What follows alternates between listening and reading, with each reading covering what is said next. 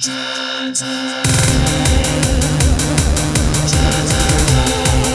guys, we are in the basement, and today guys, on this episode of John's Arcade, we're gonna do part number 13 of the Atari Quantum restoration. And guys, this is it, we are done. This is the final episode in the Quantum restore, and I'm super excited because, well, you know, this is gonna be a fun, light episode because we're gonna go to the garage right now, okay, and we're gonna check out the Quantum in its current state. Now, it's done. I just did a couple loose end stuff like the cardboard bezel I got from Joey Cuda, and then also the PCB cage that Alan from Alan's Arcade sent me. Thank you, by the way. We're gonna go to the garage, check that out, take a look at the Firefox, and my buddy Dan's gonna come over. We're gonna bring those games down here, put them in their holes, and then I just wanna hang out. Let's enjoy the fruits of our labor. Let's play those games. You guys wanna do that? You wanna hang out? We're gonna play some Quantum.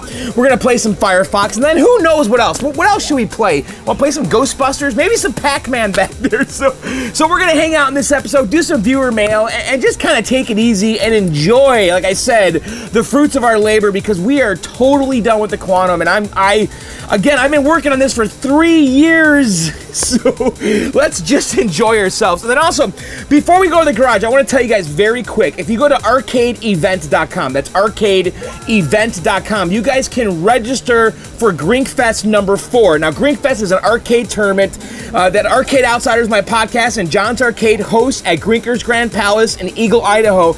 It's an amazing event. You guys have probably seen the videos. Anyway, you can register now. It's completely free. Everyone that registers and attends gets a t-shirt.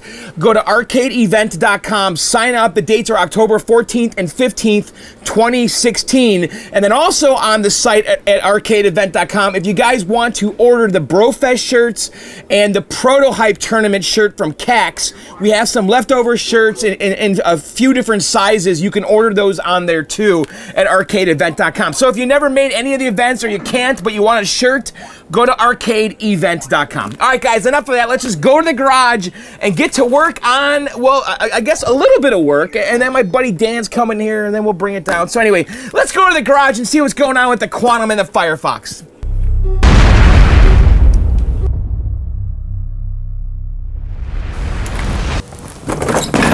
All right, guys, we're back in the garage, and today is the day. It is the big move day, and my God, it's hot and humid out here. I'm looking through my camera. Is the lens all fogged up? Anyway, today's the day, guys. We're gonna move the Atari Firefox and the Atari Quantum into the basement. I'm very excited about this, actually. And so the dartboard's gonna come out. We already have an empty space because we got rid of the outrun. So these games just need 2 spaces. I have one. We'll make a second with the dartboard, and then we'll bring these down. I have to actually go downstairs and get everything ready and move games around and make the proper holes in the right locations. I think I'm going to put Pac-Man next to Journey, and then I have to figure out where to put the computer space because I want Quantum to go to computer spaces. I got to move a bunch of stuff around. But anyway, I did do some stuff out here on the Quantum without you guys. I apologize. I just put the cardboard bezel on, and God, this lens is really fogged up, huh? It is humid out here. Oh, great, I hear thunder. I just put the cardboard bezel on right here, and this is from Joey Cuda. I bought this from him. He's on Claw. He does a great job. I bought his bezels many times. I'm going to tell you, though, I think his material is a little thicker than usual. It's a tight fit, man, because the glass has to go in here and inside this channel. So anyway, I have to get the glass on there, and then that's done. And also back here, I want to show you guys something that's new, and I just put that in here. So Alan from Alan's Arcade, he sent me a PCB cage. I mean, Alan, thank you so much, dude, because that is the part, that's like the only part I was missing from the cabinet. And he had a spare PCB cage. This one actually came from a Star Wars. It's the same PCB cage that Quantum would have used. And also, this now fully illustrates that the reproduction PCB is indeed a 1-to-1 replica. I was completely wrong before. It is not smaller in size, okay? It's the right size. It's 1-to-1. So now we have the PCB cage, and now my cabinet looks completely legit. Don't you agree? I mean, look at it. It looks awesome. So, and then of course Firefox, I cleaned it up, but Firefox is working great. And so yes, I need to get my buddies over here, put this stuff on a hand cart, and get it in the basement, and let's enjoy us let's enjoy the games, guys, and go downstairs in the cool air conditioning. All right, let me wait for my buddies and let's bring this stuff down. Can we make up? Can we be friends? Is it too late? Is it all just imaginary? Everything changed when we got together. Everything changed when we got too clever. Can we make up? Can we be friends? Is it too late? Is it all just imaginary? Everything changed when we got together. Everything changed when we got too clever. Can we make up? Can we be friends? Is it too late? Is it all just imaginary? Everything changed when we got together. All right, guys, we got the games down here, and what do you think? How does it look? Okay, so over here, you can see we have the Firefox over there. What do you think, huh? I'll tell you the truth, at first it was a little jarring. I wasn't sure I liked it. I'm getting used to it. And then over here in this corner is the Quantum, and I think the Quantum looks fantastic there. It really fills it up. So let's kind of take a look here. So let's come over here. We got the computer space here where Frogger used to be. I got Jump Bug, where, well, I guess where Tempest was, and then Tempest slid down. Pac-Man went behind me, which I do like. I'm getting really used to that. And then Firefox is right here. I think it looks pretty good. I should turn the lights off because I usually don't have that light on when I'm down here. So this is more of the mood, I guess. And let's turn this off. How does it look? What do you guys think, huh? You like it? So I actually do like it. I think it's going to work out just fine. Let's take a look here. So Firefox is over here. And I have to tell you, this Firefox was kind of hard to move on the carpeting. You know, it's got like original leg levelers on it, and I didn't replace them. And they're kind of rusty and just abrasive, kind of. And I went to a garage sale like a week ago, and they had carpet sliders. Someone was selling like, I don't know, like 7 carpet sliders for like $4, and I bought them. And so I had to use actually 6 of them on Firefox, because Firefox actually has 6 leg levelers, believe it or not. There's 4 in the back and then 2 in the front. And so we put Firefox on these carpet sliders, and I gotta tell you, I might start doing this a little more often because we can really move Firefox very easily now. And before, those leg levelers were just gripping the carpet. It would not move. So anyway, that's there. We'll play that in a minute. I mean, do you guys like it? And then if we come over here, okay, we got Quantum, and of course, this is what we've all been waiting for. I mean, I've been waiting for this. I mean, honestly, I've been working on this game, this stupid game, for 3 years, and it's done. And I think it turned out fantastic. It looks amazing down here, doesn't it? And it really, I think, fills up that corner a little bit better than computer space does. I mean, we could still see the guts of my basement back there, but honestly, when the lights are off, you really can't, okay? And so the game, I think, covers that much more of where the water softener is over there. But you know what I want to do really quick before we play the game? I want to thank everyone that helped me get this game together, because you know, when you do these projects, you know, it does kind of take a village to find all these parts, okay? And let's kind of remember how we started here, okay? This was it was a gutted, okay, so someone at some point in this game's life converted it to a double dragon, okay? And so when I got it, it was a double. Actually, let's go through the timeline here, okay? And so the first cabinet I got actually was a Black Widow cabinet. My friend Brian Robichaud, Wicked Bass, actually in Clav, he hooked me up with a Black Widow cabinet, because that was my original intention, was to convert a Black Widow. Now, we didn't do that, okay? Because a few months later, we're on the John's Arcade forum, and Ian Kellogg posts a link to a Craigslist listing that showed a bunch of games for like $50 each, right? And one of the games in the picture, in the listing, was a Double Dragon. And everyone's like, oh, it's like a Space Duel or something. And I'm looking at it, I'm like, dude, That is a Quantum cabinet. I started freaking out. I'm like, Ian, please, please, please go get that cabinet for me. So Ian picked it up. He brought it here last summer. If you guys remember, he visited. We hung out. I gave him my Super Sprint, and I hooked him up, okay? And it was fun hanging out with him regardless. And so that was in one of the iRobot videos last summer when he brought the Quantum cabinet here. So when we got the game, it was converted completely to a Double Dragon. There was nothing left. Actually, I'll show you guys right now what it looked like when we got it. So you could see, it was converted to Double Dragon, it was painted black, all of the corners were blown out, it was a piece of junk, guys. There was nothing left, there was no Quantum anywhere on the cabinet. I mean, the control panel had joysticks on it, it's supposed to have a trackball. The control panel was actually Swiss cheese. So anyway, Ian Kellogg helps me get the cabinet from Pennsylvania, so Ian, thank you, okay? And then, well, actually, before that, I was starting to gather the parts, okay? Actually, this whole thing started, really, when Luke Dyson on Clove started selling reproduction PCBs, okay? And these were one-to-one reproductions of the printed circuit board. Now, I know in the previous videos here, for some reason, I thought the board was smaller. It isn't. It is the exact size. It's one-to-one to the original. So I had this blank PCB, and this is really what started this whole thing, okay? So I had the PCB, and I'm like, well, I need to get a cabinet. And then I got Brian's Black Widow cabinet, and then ultimately I got the one that Ian got for me. And then anyway, so I had the blank PCB, and I started buying all the parts. All right, and I want to thank Billtronics because he sold me the AVG, which is the Atari vector generator or whatever. And then the rest of the parts we got like at Mouser and arcadechips.com and stuff like that. So I got all the parts together, every single part that goes on the PCB, and then I was going to solder all those parts on the board, right? So my buddy Jay works for this tech company in the area, and he's like, hey, there's a woman at work who does this kind of work all day long. If we give her all the parts in the PCB, she'll put the board together for us for $100, right?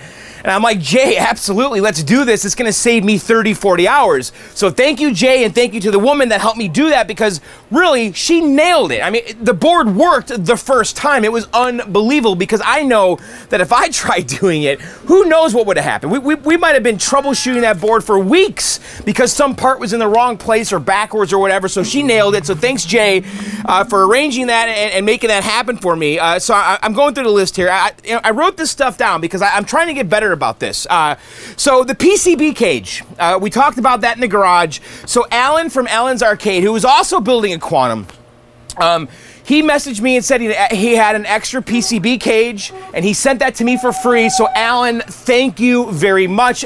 It really finishes off the inside of the cabinet. I mean, doesn't it, guys? I mean, doesn't it look so much better inside that cabinet? So Alan, thank you very much for sending me that PCB cage. Now, Joe Majera in Chicago, you guys remember we visited Joe, we went to his arcade. Joe is a longtime collector, a super collector with some mega rare stuff, okay?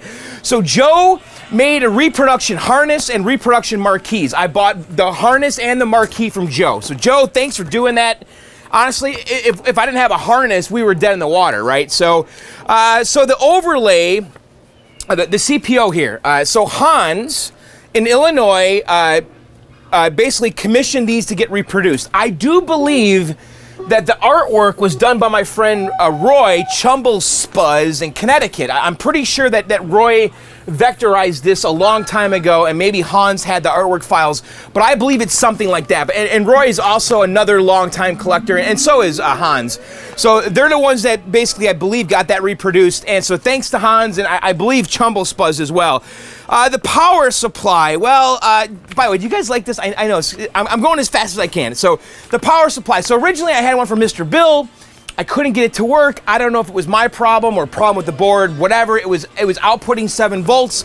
And then I bought some more power supplies from Andrew B. on Clove, who's a really cool guy from New Hampshire. Actually, he's the one that bought my gyrus a few years ago. So Andrew sent me a couple supplies. They actually didn't work in my Quantum at all initially. So what I ended up doing was actually, I put one of Andrew's power supplies in my Tempest. So the Tempest is working now with that power supply. And then what's in the Quantum right now is actually my Tempest power supply. So maybe someday I'll figure out what's going on with the power supplies at this point, I just want to move on. It works fine, and then the other one works fine in the Tempest. Now, the Tempest is down over there, not because of the power supply. There's a power supply in it. It's down, I believe, because the edge connector is just hosed, and I need to repin that thing. But anyway, and actually, if you guys want to know what was happening, so the ones that Andrew sent me worked fine, and they work fine in the Tempest, but in the Quantum, it didn't work at all. The trackball was uncontrollable. The little cursor for your little guy was just was spazzing out like that. So I don't know if there's some kind of voltage thing, or I needed to reflow some solder somewhere. I have no idea, but I'm able to get it to work with the Tempest one, but not those ones. And then after that, that really is about it. I mean, what else did I need to get? Did I mention the artwork? So I got the artwork from Phoenix Arcade, okay? I believe that Rich at This Old Game is the one that reproduced it, so thanks to both of those guys, Darren at Phoenix and also Rich at This Old Game. I believe that Darren commissioned Rich to reproduce it. And actually, I got the artwork, the sides and the front, not for free, but I earned them in a contest because Darren had a contest on Clove to see who could create the best multicade artwork, and the community voted, the Clove voted. I actually won that contest, okay? And I took my winnings, which was like a gift certificate. I don't remember how much, maybe like $500. It was pretty significant, actually. So I took my winnings from winning the art contest, and I bought the artwork for Quantum. So that was actually awesome that I won that contest. And actually, Darren reproduces that artwork and sells it on his site. So if you go on phoenixarcade.com and you look at the multicade artwork, I actually did that. And I actually saw a game at California Extreme with that artwork. It was kind of neat. And then after that, there's really not much left on here. Oh, actually, the control panel, I'm pretty sure, I was trying to remember where I got the millipede control panel. Now this control panel this control panel is a reproduction from Pac-Man. We got to thank him for the medal. So that's from Pac-Man. But I didn't have a trackball and I didn't have the cone lights. And I'm pretty sure that my buddy Brian sold me or gave me. Now this is going back 3 years, so it's a little foggy. But I think that when I picked up the Black Widow, I also picked up a millipede control panel from Brian, and then I used the trackball and the cone lights from that millipede control panel. So again, Brian, buddy, thank you. And then after that, there's not a whole lot, really, right? There's T-molding. I think I got that from Twisted Quarter. The light bulb and starter, top bulb. And by the way, that's a pro tip, guys. Light bulbs, when I'm in a pinch and I need an 18-inch F15 T8 light bulb, I usually just go to Ace Hardware, okay? And the bulbs are like $10, $12 each, and it kills me every time I buy those bulbs. And even if you go to Home Depot, they're not cheap. And those bulbs, I buy them all the time, and every time I pay more than $10, I want to kill myself, because I know if I go to topbulb.com, I can buy them for like $1.19, okay? And so I actually just stocked up on bulbs and starters. So the bulb is an F15 T8, and then the starter is an FS2. That's pretty much what's in most of these games down here. So I just ordered like 10 bulbs and 10 starters, and it was like $30 shipped. And that's gonna last me like forever. And that's really what it costs just for 2 bulbs at Ace Hardware with tax. So definitely, if you guys are collecting these games and you want to stock up on bulbs, go to topbulb.com and look up the F15 T8s. They're way cheap. Don't go to the store because you'll get ripped off. So anyway, that's it. I think we've thanked everyone. So again, thanks to everyone. Honestly, you guys all rule. I mean, the arcade community is awesome, isn't it? I mean, all these guys taking on these projects, Quantum really was a community effort. Luke started the PCB, and then everyone kind of rallied around him, making all the other parts, the harness and the marquee and the artwork. I mean, if all of those different parties didn't do all that stuff, we wouldn't be looking at this game right now. We'd be looking at a black cabinet at the very least, so at the most, actually. So again, thanks everybody. So, all right, what do you want to do? Let's enjoy ourselves for a little bit. What do you guys think? You want to play? Let's play a little bit of Quantum. I want to. I know this is kind of a talky episode, isn't it? All right, so Quantum is here, guys, and I have been playing it. Yes, there's been a few days since we moved the games down here. My buddy Dan was here over the weekend. It's now Monday night, and I've been playing the game, and I do like it. I'll tell you, the game gets a little frustrating because when you die You feel really clumsy, and you need a lot of finesse to play this game. I do think I have my trackball pretty dialed in. We rebuilt it, really just using the original parts, cleaning them and lubing them, and I think it's pretty good. But the controls for the game are just that, a trackball, nothing more, okay? And then we have a 1 and 2 player start button here, and those are Atari Quantum buttons, and they glow. Okay, so the game has a color XY monitor, and by the way, I need to thank Ian Kellogg for the rebuild kit, and also Bob Roberts, because I think the frame transistors that I used were from a Bob Roberts kit I bought like a couple years ago. Anyway, and the monitor actually came, well, that was actually a spare monitor.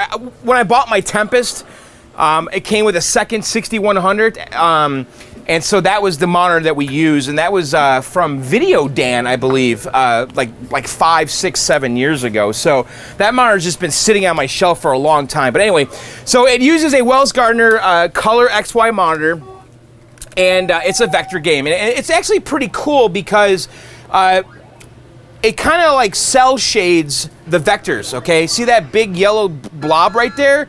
You know, that's like a cell-shaded raster, like, vector image. So usually when you see vector graphics, they're all just point to point. They actually filled in the circles, which I think is pretty cool. Now you can see here it says Betty. So if you get the high score of the day, okay, you can actually put your initials in, which is really neat, and you use the trackball. Now it does not save that handwritten initial or name. It just keeps it for the day. But if your score is in the top 3, you can put your regular, digital initials, by circling the letters, and it'll save those forever if it's in the top 3, okay? So anyway, it's a really neat game. It's super rare, guys. They made supposedly 500 of these games, okay? They made 500 Atari Quantums. And really, let's think about how many are left. I would guess somewhere in the neighborhood of 100 are left, because they were all converted or destroyed. It was not a successful game at all. I just think it was a really bad earner, and it just kind of came and went. So this cabinet is original. Yes, my PCB is not, okay, but technically my cabinet is a survivor, so I'm considering it original, kind of. So, but again, there's probably in the neighborhood of 100 of these left, really. And it's just a game that kind of history forgot. And if it wasn't for the collectors talking about it on Clav and really acknowledging it and giving it the attention it deserves, because it is a kind of a cool game, and it would really be a cool iPhone game, honestly. So, all right, let's see if that's an okay camera angle and give the game a try here. There's a lot of glare I'm picking up, but when you play the game, I don't see any glare. Anyway, okay, let's start the game. So it says here level selection, and this is a typical Atari trick here. If you start on a higher level, it's harder, but you get a 24,080 bonus. So if we start on level 9, we get a 24,080 bonus. Level 7 gives you a 17,000, etc., etc. And Tempest does this, and Millipede does that. So it's kind of a risk versus reward. So technically, this is a harder level we're starting on.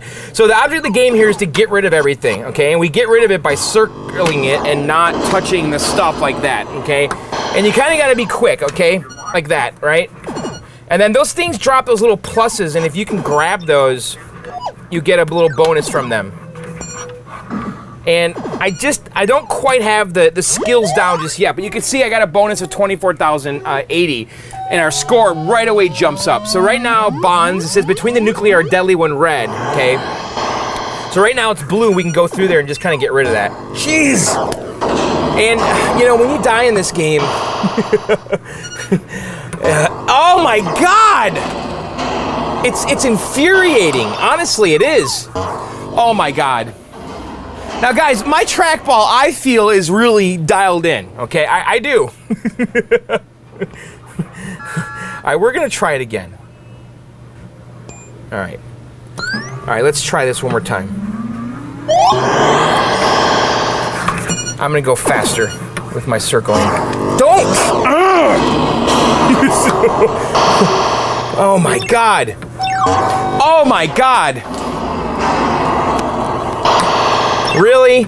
Come on. There, we got 2. So we got one more guy. There. Get him too. All right. All right, we're going to pass this level. At least we can get to the pulsars. It's one of those games you gotta just play it over and over again to get in the groove of it.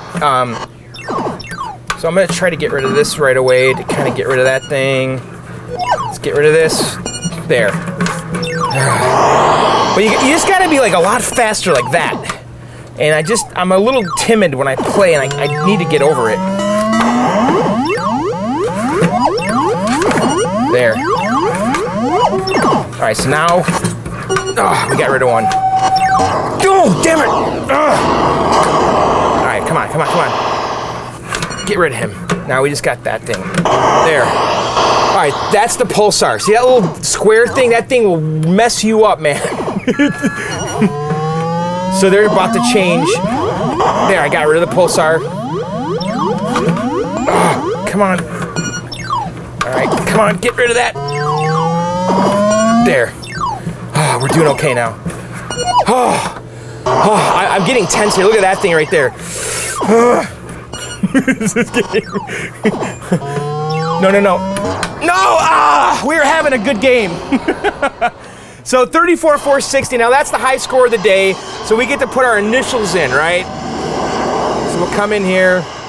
And again, those initials will disappear after today. But now we get to put in like our digital initials. And if it's in the top leaderboard, those will stay forever, right? So Jon. And no, so my highest game is like 43,900. So that was not my best game. That was an okay game. So yeah, that's Quantum, guys. I mean, we'll revisit this, I'm sure, again, when we do some just kind of Let's Play videos in the basement. But what do you guys think, huh? Did you like it? And then the other game that I want to play today, just because we just brought it down, let's enjoy some Firefox. I really haven't played it once since I brought it down to the basement from the garage, and I want to, okay? So Firefox is a laser disc game, okay?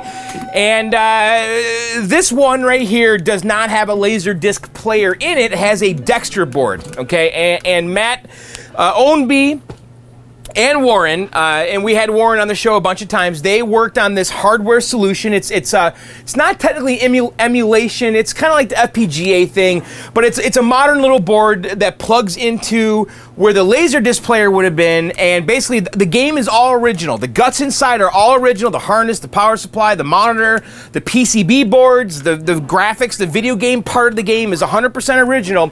The only difference is that when it calls for the video that plays in the background, instead of coming from a Laserdisc player, it's coming from Matt's little device, okay? Which is this little Raspberry Pi.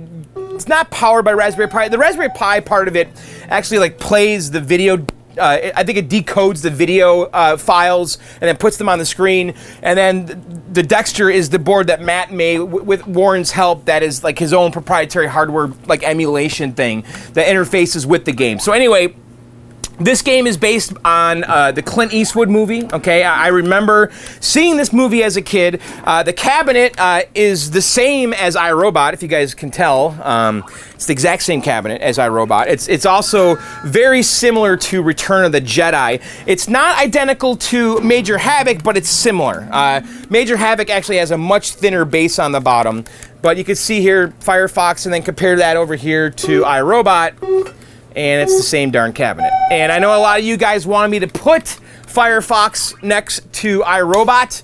Well, I didn't. So I'm not, the grouping stuff's not too important to me. Like having all, it was in the beginning, it was. But, a real arcade was a big mess of randomness, and I kind of like that the more I get into this. So to me, it doesn't matter too much about having groupings of games, because I think it looks more like a real arcade when it's like a random mix-up of stuff. And obviously, though, I do put games where they're going to fit and make the most sense. But really, I'm not so hung up on like putting this next to iRobot, because it probably wasn't like that in the arcade, So anyway, the controls here. It's a flight stick. It's literally the same thing as Star Wars. Okay, it's a yoke. There's triggers on the bottom and then thumb buttons on the top to fire guided missiles. What's really cool down here is that there's a volume knob, okay, and a headphone jack, okay, which is neat. That's different, okay. So let's play the game, and I'll probably do a Firefox video later just for Firefox, because I guess I technically have to do the last part of the Firefox restore. So is that wrong that we're going to play this right now? Nah, why not? Let's just hang out. Because I should do a standalone Firefox video. All right, so I have it on free play. It says select a mission. Again, Atari's trick here. So if we start hard, it's a 9,000-mile journey. So let's just do the easiest one. So we have a finite amount of time to get a really good score, okay? And when you start out here, we have these radars that are shooting at us. See those little red things? That's radar, okay? And if we miss one, we're gonna be detected. Okay, so I missed one, and now they spotted us. So now we gotta shoot every single missile that's on the screen. And every time we get hit by those, we lose fuel. So to conserve fuel, we need to shoot all of the missiles that are coming at us. All right, and then we have guided missiles. They're not homing missiles, not heat-seeking. You actually have to guide them to the plane with the thumb button. See there? So that was a guided missile, but I guided it to the ship with my crosshair. And then you can see on the crosshair, it says 42. That's how much fuel we have left. So we got to really make sure we manage fuel so we could actually finish the level with some fuel. And we got detected right away. So the images in the background are from the Laserdisc player, in my case from the Dexter board, but really it's a rip from the Laserdisc player. The Laserdisc, I mean, was actually ripped to a computer, and that's what it's playing. Are we gonna make it to the end? Okay, we gotta pull up. Homing device just activated. All right, so the homing device, Mother 1 is ahead. We're about to run out of fuel though. We died. So that's the game. That is the game, guys, and. You could play, you know, the short journey, the long journey, the whatever, and we'll just end it. And it is saving scores sporadically, though, I noticed that. So that top score is my buddy Dan, who will help me move it down. So that's Firefox. We will do a proper Firefox video, I guess the last part of the restore. So, all right, guys, what do you want to do? Let's play just a couple more games and then do some viewer mail. Like I said, this is kind of a light, have fun episode. Enjoy the arcade episode. Right? I mean, everything's working except for the Tempest right now, so let's enjoy it. For some reason, I want to play Pac-Man. Maybe because I moved it over here. so this is my little cabaret that I restored. I did an okay job on it. It's not my best work. You know, I put new vinyl on the sides here, and it was from Hong Kong. It's held up relatively okay.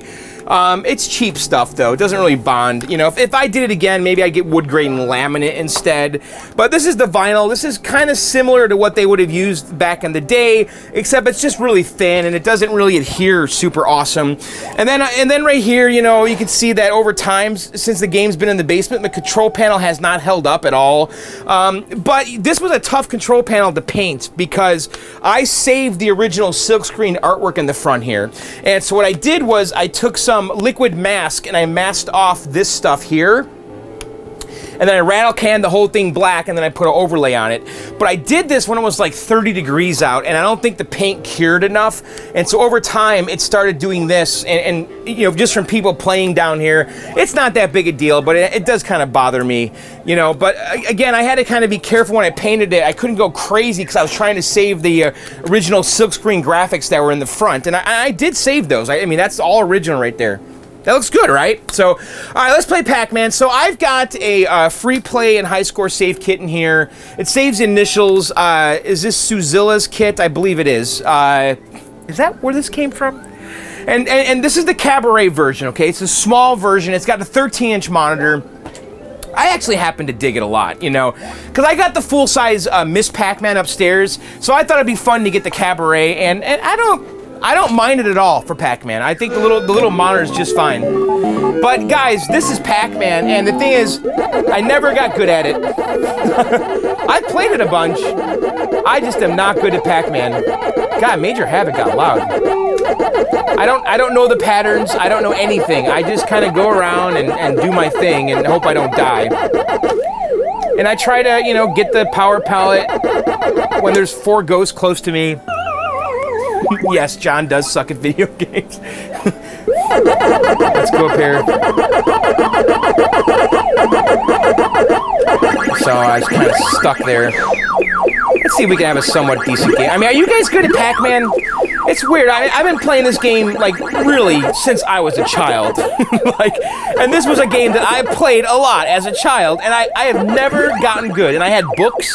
I had the, how to win at Pac-Man books with all the patterns. I never could figure that out. Even as an adult, I downloaded some of the pattern books, and I still couldn't make it work. So I don't know. I just don't have it in me to get good at this game. I don't know what it is. What part of my brain is missing? All right, let's go. See if we can get all 4 here. So every time you get, so if you can get all 4, you get a 1,600 point bonus. It goes like 200, then 400 for the second ghost, then 800, and then 1,600. And that's how you really get a good score in this game, is you get all the ghosts every time. And so I hang out here and wait for them to come relatively close. And we just got a free life there. So, I mean, we'll clear the level. I don't know if we're going to get any more ghosts, though. And let's get out of here. And, the 4 different ghosts, they each have their own personality, and, that's part of the game, is figuring out each of their patterns. And their patterns are not random. They're in Pac-Man. In Miss Pac-Man, they got a little more randomized, but in Pac-Man, how they behave is very predictable once you know what to look for. But, again, I never took the time to really figure it out, and I should, because I actually really like the game. And I'm going to tell you, over time, I like Pac-Man more than Miss Pac-Man. I don't know why. In the beginning, I liked Miss Pac-Man more. There's something a little bit more pure about this game. However, the levels on Pac-Man don't change. It's the same level over and over again. There's only one maze. It gets progressively harder, and the prizes change. But really, the game never changes. It just gets harder on the same level. The ghosts just start getting more aggressive. We have to pass this. Come on.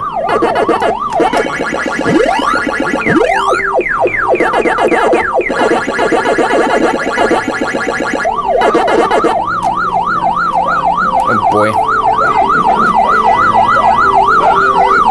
All right.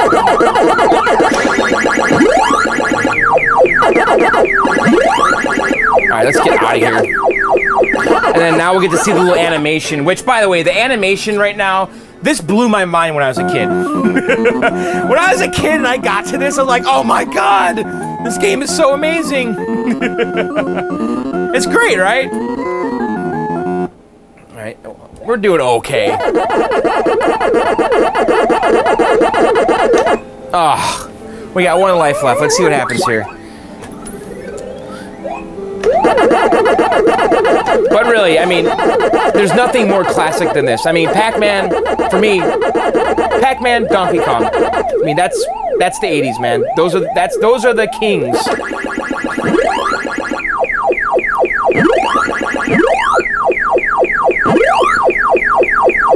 And I think at the end of the day, I mean, actually, Miss Pac-Man was the biggest game ever. They made the most arcade cabinets of that game. It was even bigger than this one. Oh, come on, I'm gonna die, aren't I? No. Come on, come over here.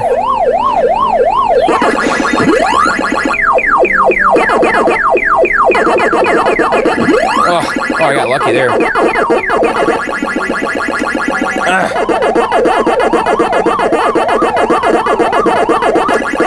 Alright, now we're gonna have to just survive this. Can I get all 4 ghosts, by the way? That'd be great. No, and the fruit went away. Alright, I want to pass this level now. Don't die, don't die. No. Alright, come on. Alright, we just need to make it down here. No! Ah! I'm starting to get into it, too. I did not make the leaderboard. So this has a high score save with initials, which the original did not. So Suzilla hacked the code and stuff and made a little Z80 daughter board and some custom ROMs. So, all right, let's play some Qbert really fast, and then we'll do viewer mail. I don't know why. I feel like playing Qbert. So this is my all-original Qbert. It's in great shape. So the marquee, not original. That's a reproduction. Supposedly the story is that they were going to call the game that because he swears, and they were going to call the game that's on there, the little swearing thing, and nobody knew what it was. So they changed it to Qbert. And so Phoenix Arcade, I actually got the Gottlieb's permission, to make reproductions of the original marquee, and that's what's in my game. And then everything else is all original. This game's been a pretty good citizen I feel like I'm doing a year-end review right now. We're not. We're doing an abbreviated year-end review. So my game's all original. It was actually missing the side art when I got it, so that's reproduction. I don't know why. There's a lot of Q*berts out there with no side art, and mine was one of those. The overlay, I don't know if that's original or if the previous owner replaced it. I have no idea. It looks okay. It's got some creasing in the end. But overall, this has been a fairly reliable game. It did give me some trouble a few years ago, and it turned out it was the transformer, and man, I was going nuts trying to figure out what was wrong with this thing, and eventually I'm like, there's nothing left. I mean, the power supply is good, the board's good, what is left? And I just on a whim, because the game kept resetting and going crazy, and it was the transformer, so I got lucky, and actually DJ DNS sent me a transformer. I bought it from him on Clav, and my game's been rock solid since. Actually, I swapped Transformers with the Mad Planets. That's how I figured out it was a Transformer. So, all right, let's play the game. And this game's kind of unique. It's got a four-way diagonal joystick, okay? It's not up, down, left, right. It's up, right, down, left, and up, left. So, because the board has this kind of pseudo-isometric, there's kind of this pseudo-isometric game board going on. And I love Q*bert too, man. And mine has the original knocker, and it works. I'm running the original power supply. And so right now we want to get the coily. So listen, you hear the knocker? So there's a pinball coil in there. And, Gottlieb was a pinball company, and they probably had a lot of pinball parts laying around. So they literally put the coil that you would put on a pinball machine when you get a free game. You know, when you get a free game in a pinball game, that knocker goes off in the head. Well, that's the same knocker that's in here. And I got one more. And so when Q*bert hits the ground or when coily hits the ground, the knocker fires, as if this little character is hitting the bottom of the cabinet. I think it's kind of cute. And if you guys haven't figured out, the object of the game is to turn all of the squares the color that's shown, okay? So right now we want to turn them to blue. And then on the later levels, you'll have to step on them twice. But on the early levels, you just step on them once to change the colors. And this was a game I played a lot in the 2600. Like a lot. All right, let's just get out of here. Boy, I haven't played this in a while. I really haven't. And it's such a good game. I mean, this to me is a standard too. I mean, it's up there with Pac-Man and Donkey Kong, but it's, is it as well known? I don't know, it is to me. I mean, I definitely remember this game. I remember that Parker Brothers cartridge like it was yesterday. I think I got Q*bert, because the Parker Brothers cartridges for the 2600, they had that unique shape, and I remember the box art was awesome. And they did Q*bert and Frogger and a lot of the iconic games, and it was all by Parker Brothers. And I think I played it more in the 2600 than anything else. And really, it was horrible. But when I was a kid, I didn't know. That's all we had. All right, so I just grabbed that little green ball, which freezes the whole level. I'm actually going to use this here to get some points. Now, my game does not save the high scores. I could never get that NVRAM to work. Oh, wait, there's one more. Shoot. Oh, that Sam dude. He comes back. There's these little guys, Slick and Sam, and they come and turn the squares back to their original colors.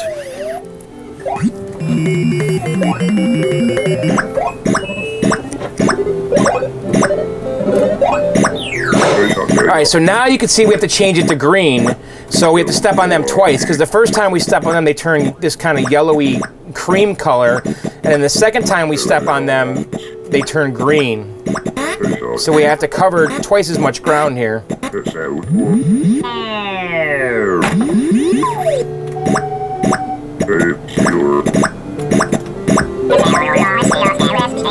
stupid guy. Get out of here.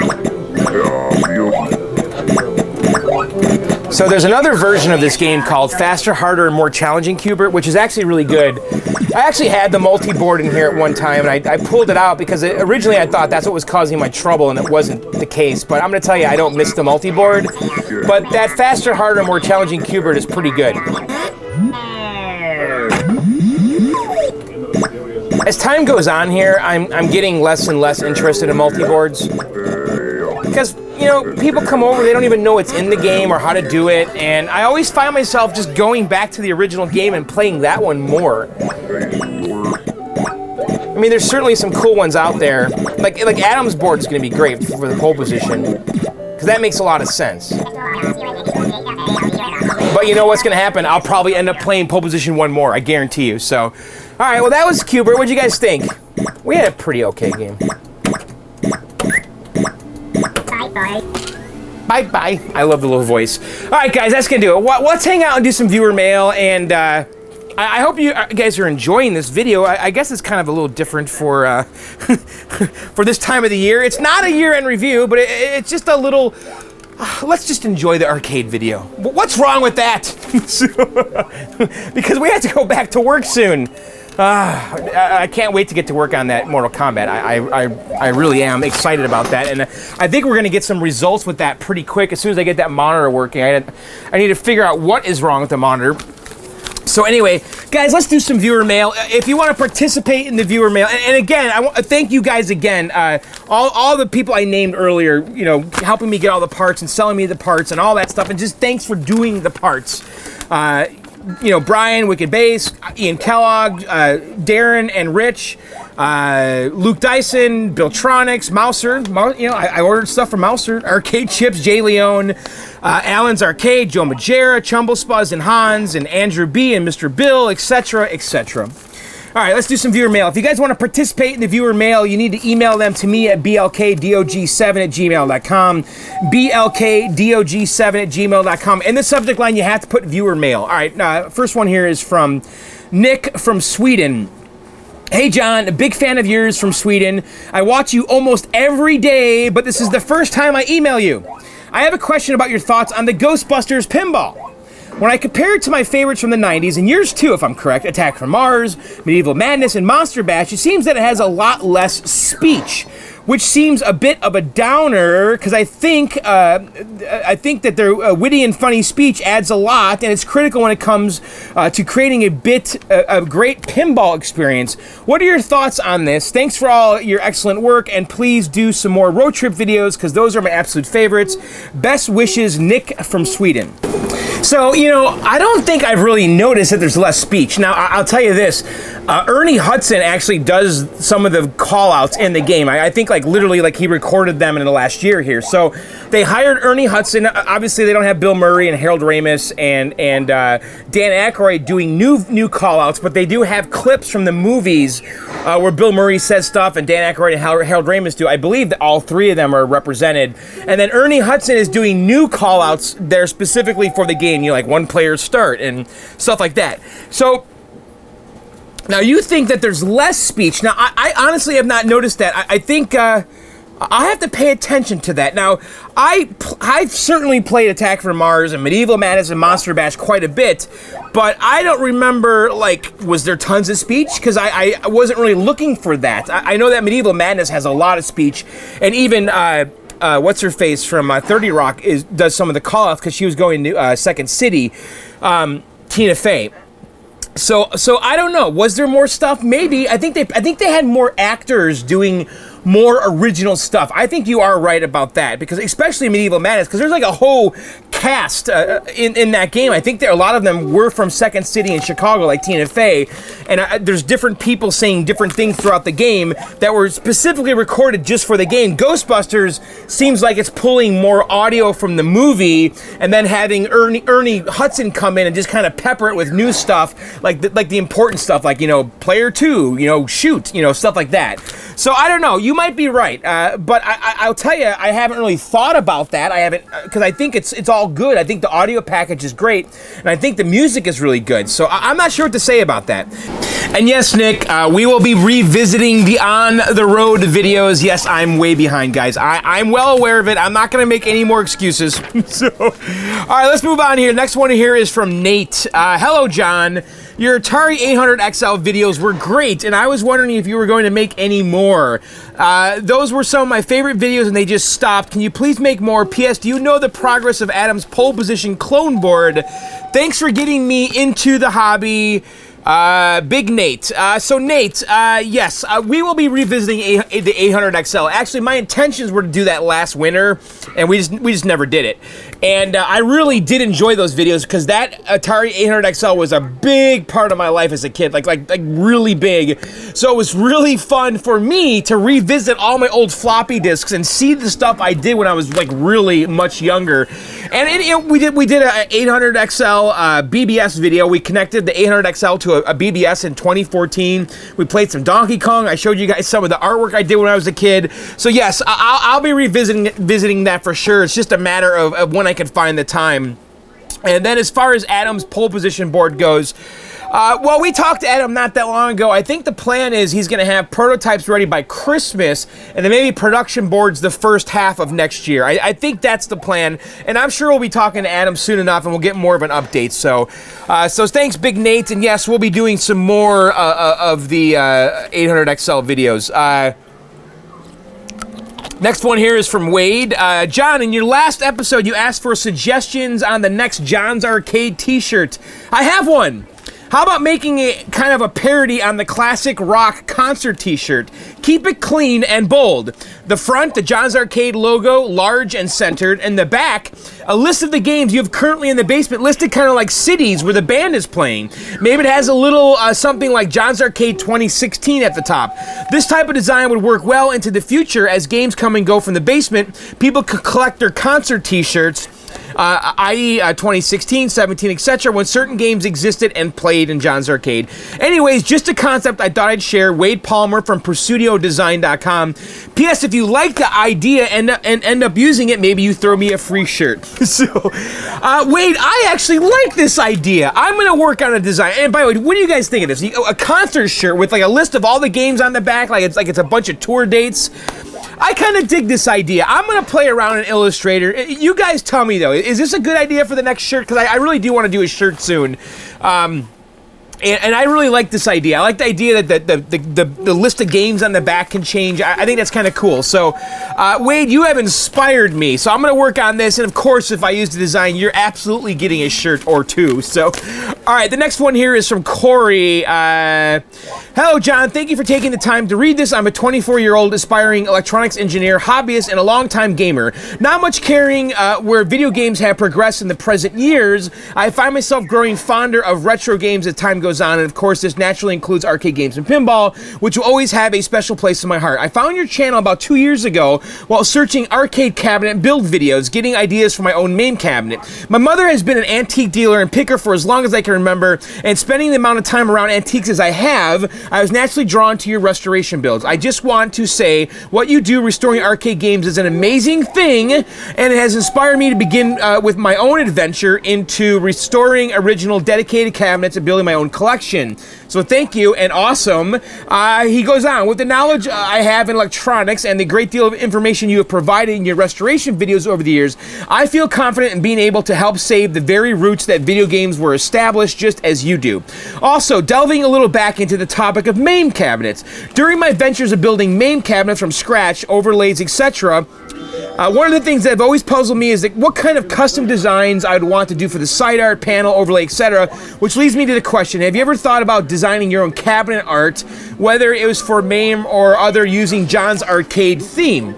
I think that would be a great, neat idea, and it's something I would definitely love to add to a custom cabinet in the future if given the chance.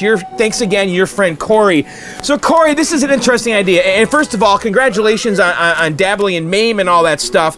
And, I have thought about doing something like this. I think it'd be cool to do a scratch build Raspberry Pi cabinet, and I did think about doing one with the John's Arcade theme.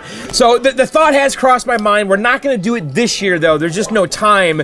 But maybe next year. I've been talking about doing a project like this for a while, and I think it'd be kind of fun to do some kind of little scratch build cabaret, maybe give it away. I don't know. I think it'd be fun, Corey. So, yes, we're going to revisit this topic. I don't know when. It's not going to be in 2015. Maybe next year we can do something like that. It'd be very fun. I think a lot of you guys would enjoy that because I've had a lot of people asking me to do projects like this, and I think a lot of people would like it. So I think we'll do it. So I think that's it. Let's see. We read that one. We thanked everybody. So yes, that is the videos, Big Nate, t-shirt. Yes, we've done it all. Oh, my TV just came on. I have to tell you guys what happened here too, by the way. So, I don't know if you've noticed, but the clock might have changed, and there's now a water here that wasn't there, because I did this whole video, and I go to my computer to edit it, and the final file, the final recording, which was like the last 3 viewer mails that I think we just did, right? Which was the Big Nate, the t-shirt, and then Corey's. I lost all that video. Something happened, I closed the camera and the file got corrupted, so I had to turn the arcade back on, come back here and re-record the ending. So, I hate when that stuff happens, you know? So, I thought I was done. That's all right. So anyway, guys, that's going to do it for the video. Again, if you want to participate in the viewer mail, email them to me at blkdog7@gmail.com. Subject line, you got to put viewer mail. And so the next video here, I'm going to try to get one of the on-the-road videos out. I don't know which one. Probably the one that's going to take me the least amount of time to edit. And I'll be slowly just getting through those videos. I did one already, but I put it on John Sucks at Video Games. I actually visited in Hong Kong, I visited a PC mall, and it's a pretty cool video, so check that out. But I'm going to stop talking about it and stop making excuses. This is, I don't know, I had time to do this tonight, and I wanted to have closure with Quantum and Firefox, and we now have that, so we can move on to other stuff in the garage, like the Mortal Kombat and the Bronco. I'm not going to give up on that Bronco, trust me. So anyway, guys, that's it.